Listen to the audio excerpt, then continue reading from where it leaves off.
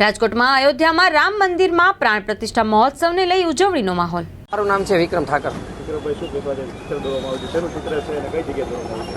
ચિત્ર છે આપણે અયોધ્યા રામ મંદિરની, જે અત્યારે સમગ્ર ગુજરાતમાં સમગ્ર દેશમાં કે જેનો હાસ્ય ઉલ્લાસથી રાહ જોઈ રહ્યા છીએ કે મંદિર કેવું બનશે રામ ભગવાનનું, એની આપણે આબેહૂબ અહીંયા ચિત્ર બનાવવાના છીએ કિસાનપરા ચોક રાજકોટમાં. કેટલા લોકો દ્વારા ચિત્ર દોરવાનું છે, કેટલા ફૂટનું ચિત્ર છે?